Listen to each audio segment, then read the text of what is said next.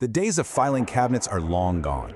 In today's world, how your organization manages its collective brainpower, well, that's not just some IT problem. It's a core pillar for survival. The ability to capture, find, and actually use information is what really separates the industry leaders from the ones falling behind. So, how do we build a knowledge system that actually works? That's what we're going to break down. And right here, this quote gets to the heart of a major shift in thinking. We're not just, saving files in a folder anymore. The real goal is to build an interconnected web of information, what you could call a high-fidelity knowledge graph. And the absolute foundation of that entire structure, it all starts with something as simple as standardized headers. So, where does it all go wrong for so many companies? It starts with the most common, most seemingly innocent action in pretty much any system: clicking on New Note. This is the default entry point for all our collective intelligence, and frankly, it's completely broken. I mean, think about it. A blank slate with maybe a generic title, it's basically a black hole for information. You could call it a failed initialization. Right from the moment that note is created, that piece of data is pretty much destined to be lost forever. It just doesn't have the DNA to ever become truly actionable knowledge. It seems so harmless, right? Just a blank page. But what exactly makes it so dangerous? Why does this one simple starting point end up causing such massive problems down the line? Let's unpack its core deficiencies. There are really three fatal flaws here. First, without a timestamp, there's zero temporal context. Is this information from yesterday or 5 years ago? Good luck auditing that.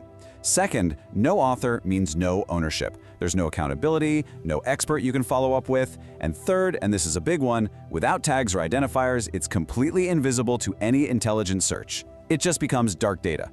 And this comparison really shows the real-world cost. On one side, you've got these fragmented silos, insane time-to-information costs, which leads to wasted money and failed projects. On the other side, with a little structure, you get an indexed, accessible, strategic asset that actually drives efficiency. So this isn't just about being tidy, it has a direct impact on the bottom line. Okay, so that's the mess. How do we fix this disaster? Well, the answer is a strategic intervention called the Structured Header Framework. It's a system designed to completely replace that failed New Note idea with something intentional and intelligent from the absolute start. What this framework does is pretty brilliant in its simplicity.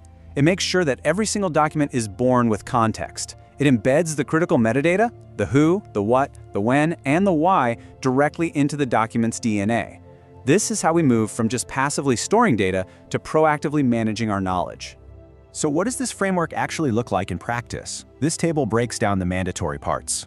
You need a descriptive title so people can find it, an author or owner to assign accountability, the creation date, which is crucial for auditing, project tags to map the note to actual company goals, and life cycle status. This one is so important. It tells you if the info is a draft, if it's active, or if it's been archived. That prevents outdated data from ever being used again. You see, every single one of these fields has a very specific strategic purpose. This is not busy work. The entire point is to guarantee that every piece of information is discoverable by anyone who needs it, and that it can play nicely with all the other knowledge across your entire organization. All right, let's talk about the long-term payoff, because this is not just a short-term fix.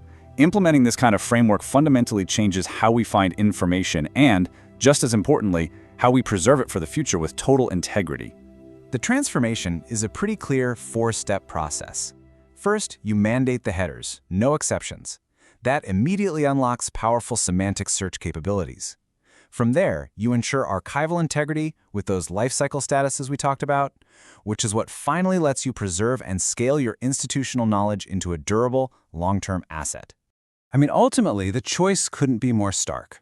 This rigor, this discipline, it is the fundamental difference between having a functional living digital ecosystem and a graveyard of forgotten, inaccessible files that no one can find or trust. For any modern organization, it's just non-negotiable. And that really brings us to the final and most crucial question. Now that we see the path forward, we have to ask ourselves, what is the true strategic cost of maintaining the status quo, of continuing to let our most valuable asset, our knowledge, just get lost in the void of a new note?